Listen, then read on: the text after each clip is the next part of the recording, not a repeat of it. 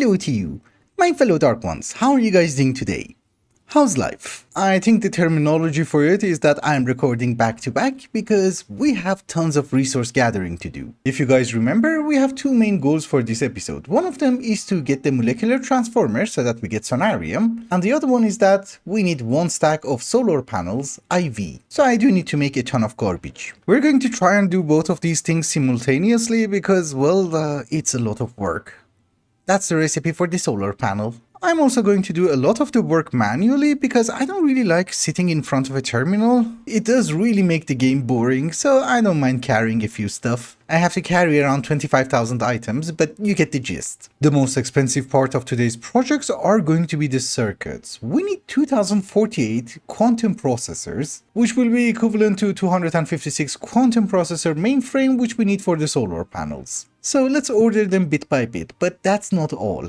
I do have to steal wafers from my chemical reactors, but that's actually not all. For example, for the molecular containment casing, you need 4 IV circuits, you need 2 sensors IV, and the fun part is you need 52 casings, so that's already like 300 circuits. Basically, whatever part you touch from the molecular assembler requires a circuit. Even the modulator Mark 1 and the resonance chamber Mark 1.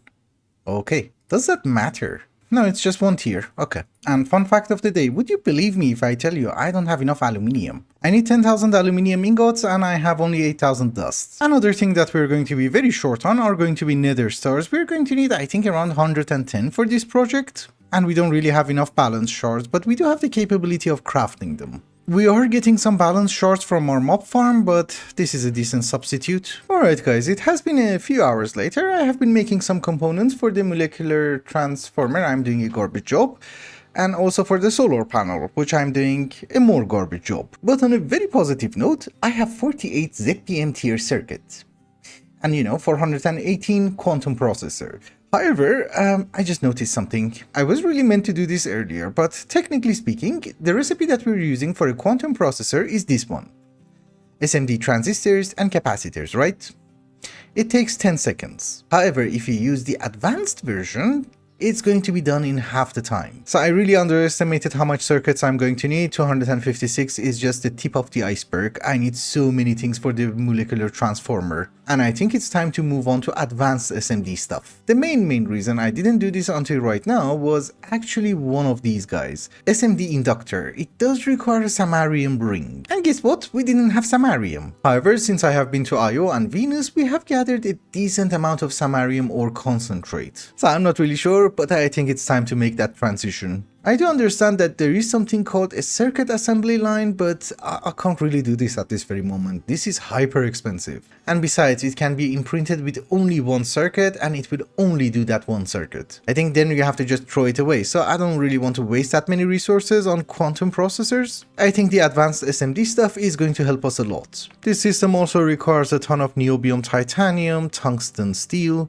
as well as vanadium gallium. And of course the actual samarium, which I have to get. I'm not sure how many we will get from like 5,700 dust. I have switched all the patterns, I have converted all the samarium rods that we had into ingots, and let's see if it makes any difference. Well, it should, because we need less components and we make everything faster. I mean, so far it's just doing all the garbage work, so yeah. I'm assuming this is way better, because it's taking 40 seconds compared to the usual 80 seconds. So we're cutting the time in half, however, we have more problems. Currently, I just have one line of circuits, which is the quantum processor, but I think we also have to make a line for nano processors. As I have already mentioned, every single casing that I'm going to need is going to require some sort of a field generator, sensor, emitter, or whatever. And I'm limited by these circuit assemblers, so if we have more, we can have one more line of circuits. And besides, nano processors are going to consume less important material. Okay, so this might sound a bit stupid, but I have made myself 6 more IV circuit assemblers, symmetry purposes, and obviously we are going to automate a few things over here. So first off, let's configure the machines. We have a pattern for nano processor, that was high voltage, this one is EV, and this one is IV, just in case. Then we have one for MV circuits, also ULV circuits, and most importantly, for the first time, we're going to have 64K ME storage component. And of course, you're not gonna make it. That one I might have to change. But the nano processors should be incredibly fast because first off, you make them in an EV machine. Secondly, we're using advanced SMD components. And it's actually quite fast if you eject them. So now can we have 64Ks? Lovely. The first time I'm using a circuit assembler for these guys. Awesome. It was ready, as you might notice my storage is getting full. Oh, and by the way, since we have one stack of mainframes, that's for the recipe of the solar panel. So making nano processors was not really the best idea, but it's actually paying off. First, you might notice we have now 2 stacks of mainframes, so we're 50% done. Secondly, this is my second batch of 104 nano computers. I'm gonna use them in order to make the high voltage current capacitor. That requires a ton of circuits. I think it would have been just better to go with UU matter. Just to clarify, I'm not using nano processors in order to make a quantum processor mainframe, because you can't really do that. What I'm doing is that, well, I'm focusing on the quantum processor and using the nano processors for the other garbage which are not that important. And yes, we are out of aluminium, we're out of oxygen, so we're using alumina dust. Gives you both. However, whenever this batch of mainframes are ready, we are actually 75% there with the mainframes for the solar panels. I do need to have the molecular transformer before I would be able to make the solar panels, so let's focus on that one too. We need a ton of field generators. This is the high voltage one, so let's get as much as we can. 52. We actually need 52 more, so that's 208 more nano computers. Oh my goodness. Still, I have to cut these things, I have to smelt.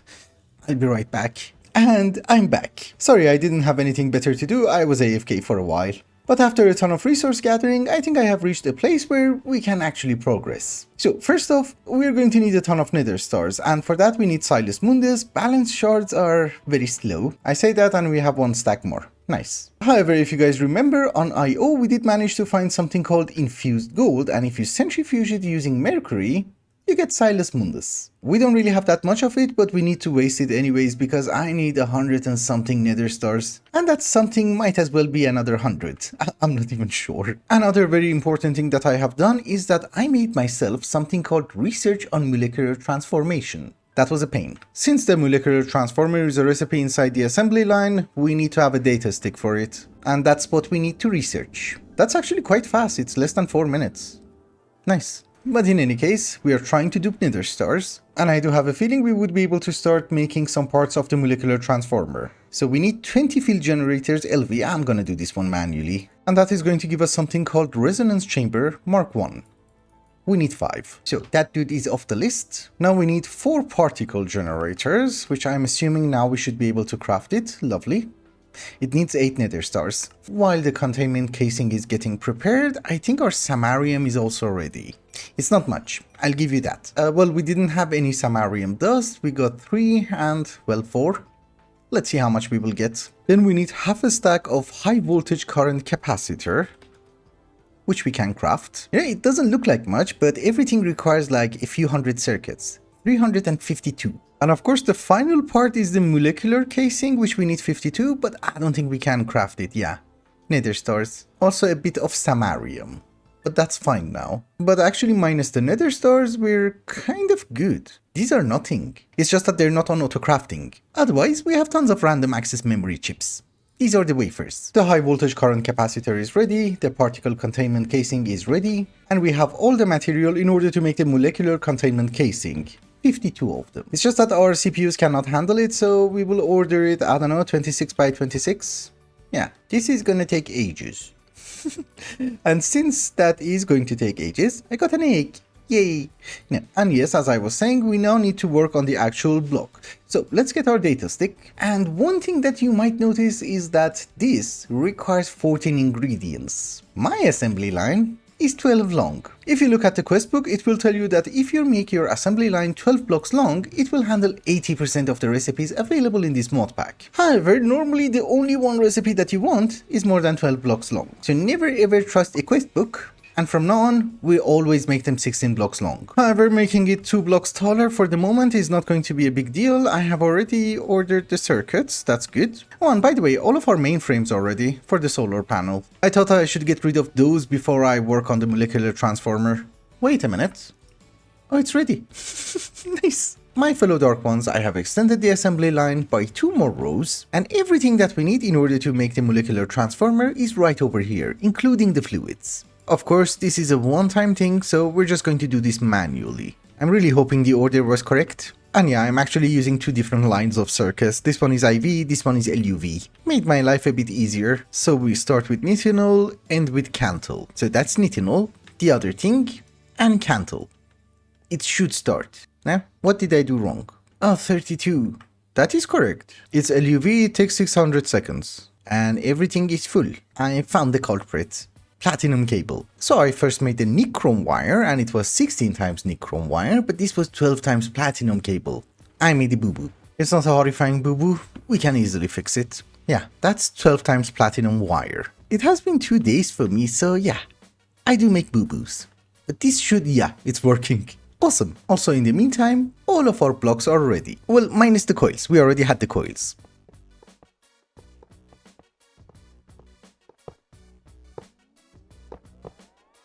My fellow lords and ladies of darkness, this is our molecular assembler, and every 15 seconds, because it's working at IV, we're getting one piece of sonarium. One piece of sonarium is like a tiny pile of sonarium, so we need 9 of them in order to make one actual dust. But so far it has been running for a while and we have 130.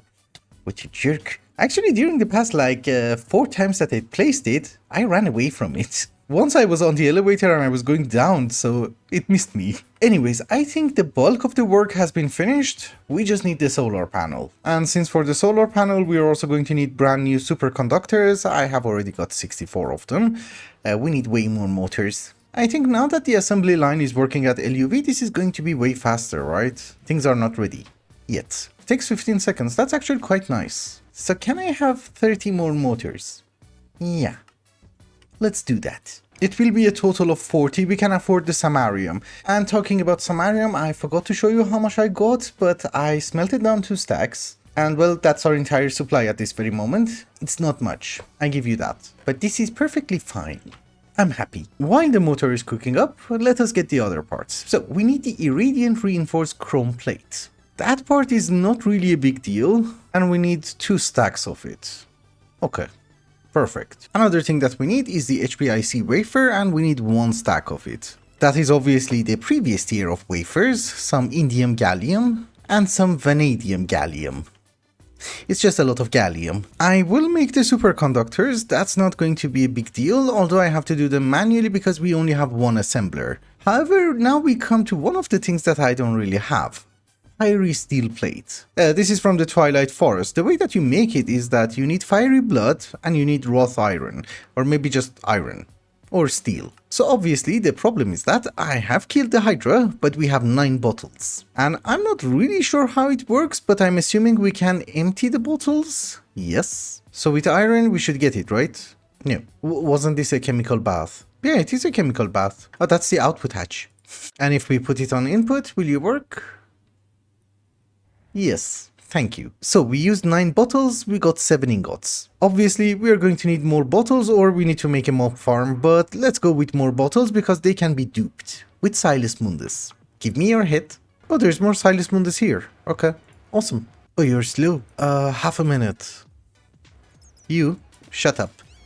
Thank you. I only have 1 hydro trophy, so I can't speed it up. Well, we need a few hours before we would be able to get enough sonarium, so I guess it's not really a big deal. Talking about sonarium, let's try to make it a bit more automatic. We go with yellow. We are getting it from our mob farm, I just need to do some filtering. So we want glowstone on highest priority. And we're just going to hook it up to the input bus of our molecular transformer. We're getting it way faster than every 15 seconds, so don't you worry. Since morning, warp has been a jerk and it just got really worse. So for the solar panels, I have done a teeny tiny boo-boo. This iridium reinforced chrome plate that we need requires something called sonarium alloy. Well, I already knew that. The problem is that it does require 8 iridium reinforced plates per one. The iridium reinforced plate comes from the iridium alloy ingot, which we have to put it inside the implosion compressor, and long story short, I need 1024 of them. So I have to cook the iridium, that's gonna take ages. Advanced alloy is not really a big deal, we have been making that since episode 1. Exquisite diamonds, on the other hand,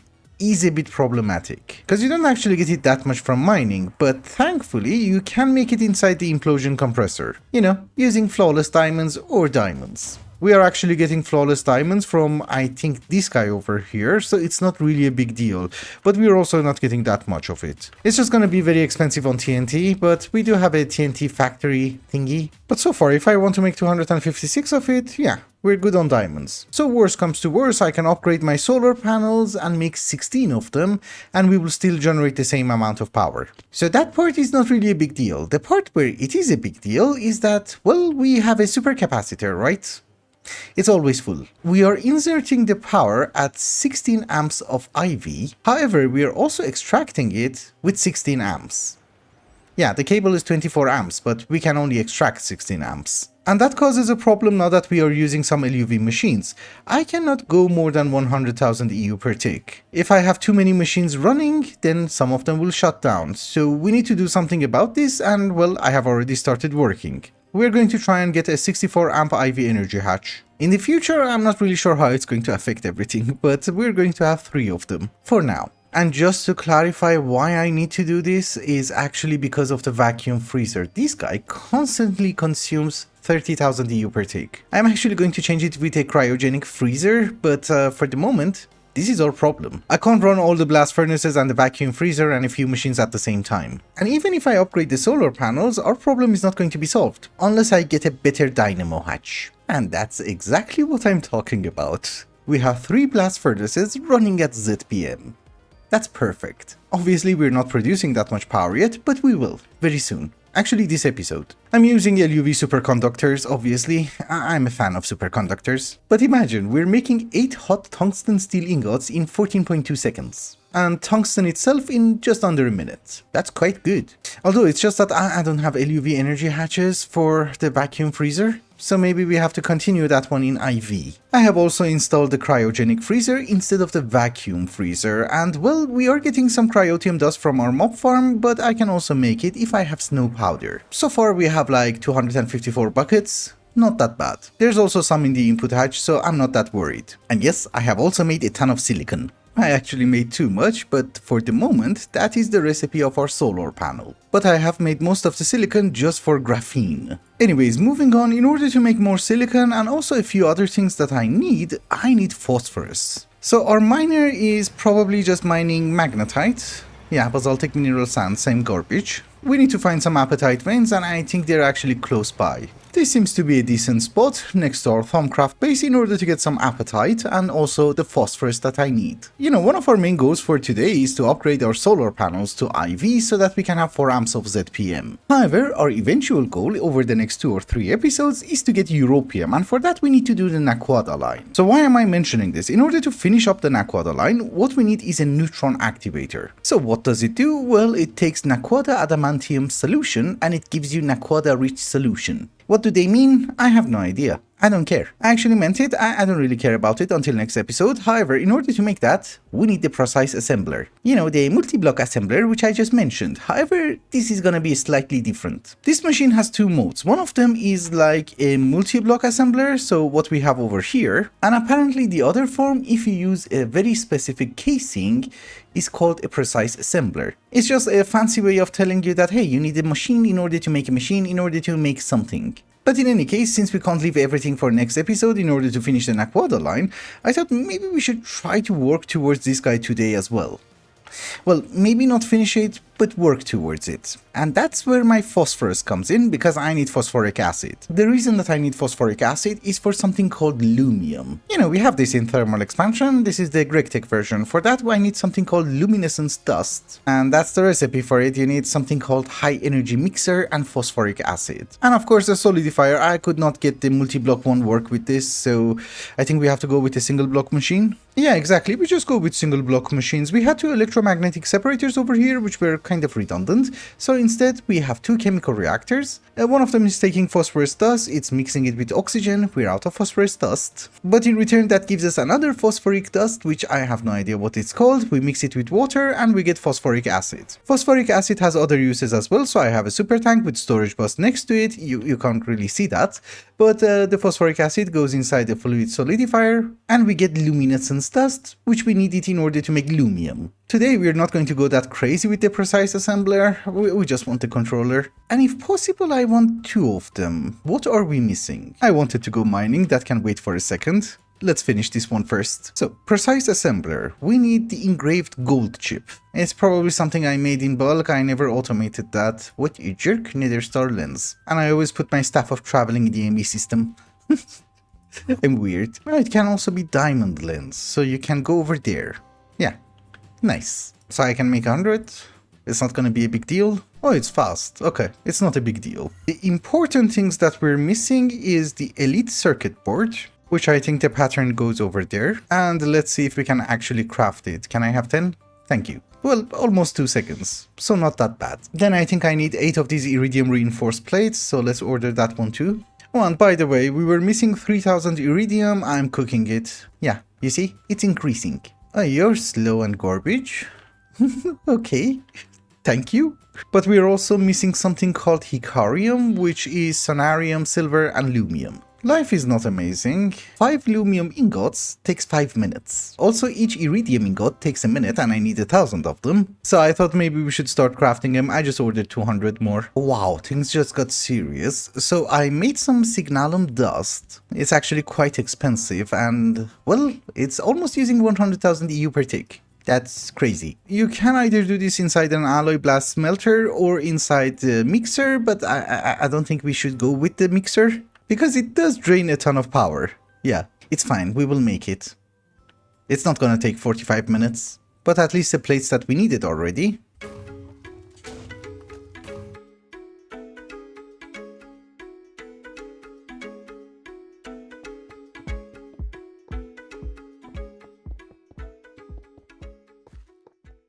My fellow lords and ladies of darkness, what you see in front of you is our precise assembler. Well, technically speaking, it's an imprecise assembler because we need better casings for the precise assembler. Therefore, this guy that you see in front of you essentially is just a multi-block assembling machine. You know, each input bus can handle a recipe or a circuit. So there are a few points. First off, that is the maximum amount of input buses that I can have because there is a minimum limit to the electronic unit casings. So if I'm not using the sides, that's because I'm using the top. If I just add one more, then the structure is not going to be complete. Secondly, I did not know this, but apparently the glass itself does not really matter. What matters for the voltage is the machine casings, and these are LUV. Therefore, there is an LUV energy hatch. So these are going to be our assembling machines, which are going to work at LUV. And I'm really happy with that because the single one that we had was just a pain to work with. Another very important thing that I have done, that's the obsidian. Those were my thoughts. I can't really show it to you, but if you look at the wiki, it will tell you that just put a row of input hatches for fluids like so, then put input buses next to it, and have a subnetwork with 2 storage buses, and then another interface on top. What the wiki suggests is a very fancy way of doing that, and it looks very professional, but it's actually quite wasteful. Because then you need to have the same amount of input hatches as input buses, and then you will not have enough input buses. I have a ton. So instead, here's what I have done. I have put dual interfaces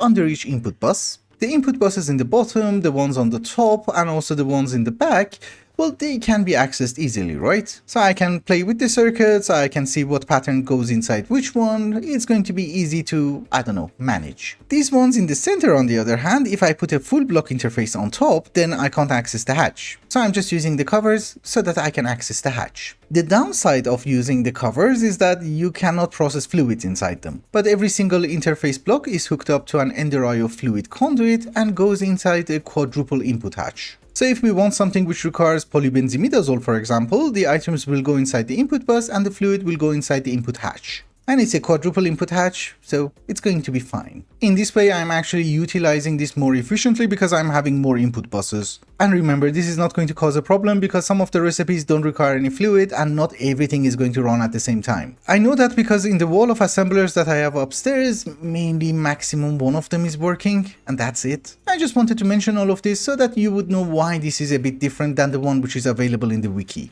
Obviously, for our assembler to operate, we are going to need a P2P tunnel, and I think we are going to consume most of the channels. And we just hook it up to our main network. It's gonna take time to boot up. Yeah, we're using 30 channels.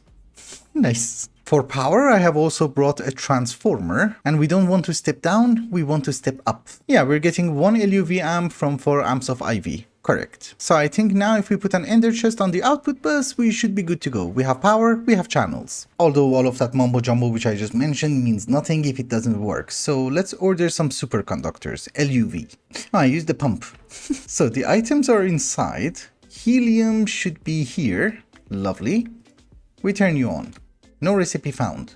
You need more helium. The speed is very slow. Okay. I should get better conduits, but it started working every 20 seconds. So if you do that inside a normal LUV machine, it takes 40 seconds. Yeah, it's 100% faster. You can't put speed upgrades on conduits, right? Yeah.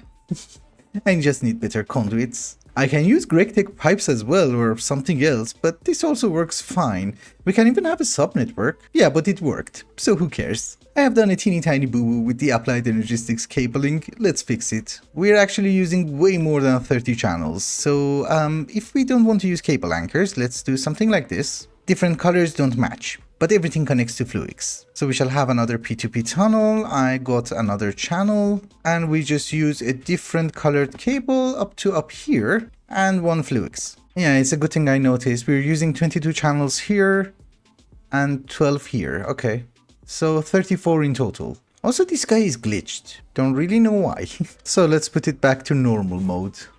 I just replaced it. So that machine was not really required, but it helps me a lot in making the solar panels. So we need superconductors, and we do need a lot of that. So let's order 100 and let's check if I turned it on. No. I do that. Oh, and by the way, as you guys probably remember, one of our bottlenecks for making the IV solar panel is this guy, the reinforced chrome plate, which requires a ton of iridium reinforced plates. I need 1024 of them in total. We're not going to do everything in one day, but each one takes a minute. So if I want all 1000 of them, that's gonna take 20 hours. So I'm basically cheating with other assembling machines.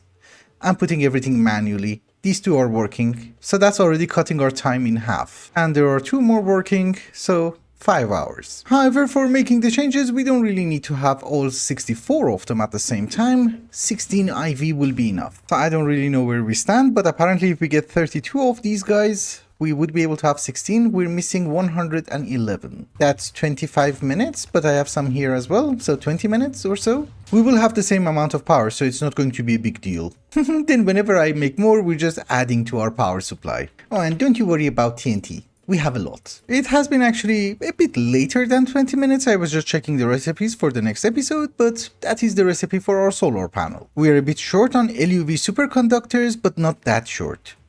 We just need 22 more. The reinforced chrome plate, yeah, we're going to need a lot. But over time, that's really not going to be a big deal. Anyways, I thought to myself, maybe we should make our first improvements. So we're going to remove these 16 solar panels. The reason that I'm covering them is that if by any chance it rains, the cables are going to catch fire. And yeah, we're going to need different transformers, okay. So we have the solar panel in block form. What we need to do is that we need to convert it into a cover. We just need a hammer. That should give us the cover back. And now if we put it over here, there you go. IV solar panel, 16 of them. And that should be a quest, thank you. So these 16 are actually going to produce the same amount of power that we're producing right now, so we don't really care. And from now on, whatever I add, I'm actually adding to our power grid. Which I will. The only thing that I'm missing is the chrome thingy. Otherwise, not a big deal. Oh, another funny thing. So for the solar panel, what we need is a medium sonarium battery, right? Apparently you sometimes get them as a quest reward, so I have 19 already. But yeah, now that we have a super amazing assembler, we will use that one. There should be a recipe, lovely. Give me 16. Why? Oh, it's on me. Yeah, we can craft it.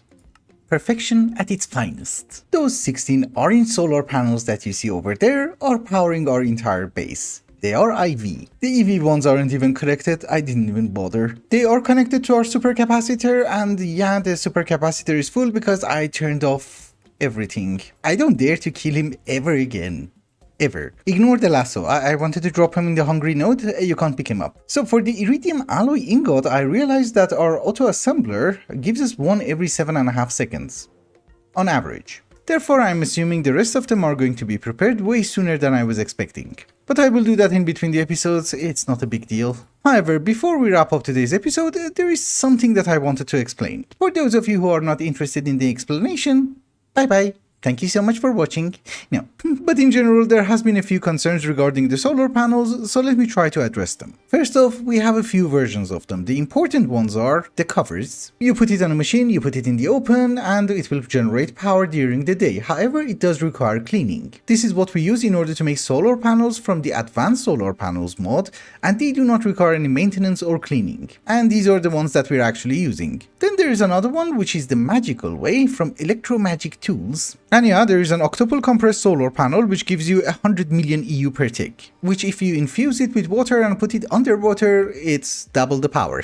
And you'll be lucky if there's a thunderstorm. That would be 600 million EU. The reason that I did not go with the magic route is that, well, if you look at the quantum solar panel, which is EV, and you know, it's something that we were using, that gives us 1 amp of EV. However, the one from Electromagic, which is EV as well, gives you half the power. And if you compress 8 of them with a ton of material, then that will be 10,000 EU per tick. So the one that I used, yeah, it's less efficient, but you get to insane powers a bit faster. Those were the clarifications. However, in the comment section, a lot of people were not even happy that I'm using solar panels, and they were arguing that nitrobenzene is a way better method. And you're right. It is a way better method. You can generate so much power with it. I'm not gonna argue with that. I'm assuming a turbo gas turbine is going to be equivalent to 64 IV solar panels that we're eventually going to have. Maybe a bit more, maybe a bit less. But remember, it works with nitrobenzene, so you need chemical plants. Chemical plants require these distillation towers.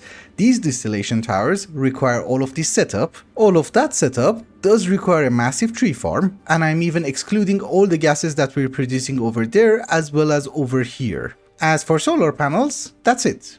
You just place them down. I believe if you want to consume the same amount of power using nitrobenzene, 75% of your base should be dedicated to production of nitrobenzene and different gases. Here, it's literally one chunk. And obviously, since I am using solar panels, I can waste machines and energy on other more important stuff. Hope that clarifies a bit. But with that, ladies and gentlemen, I think it's also a good time to wrap up the episode. Thank you so much for watching, and I hope you enjoyed it. Till the next one. Bye bye.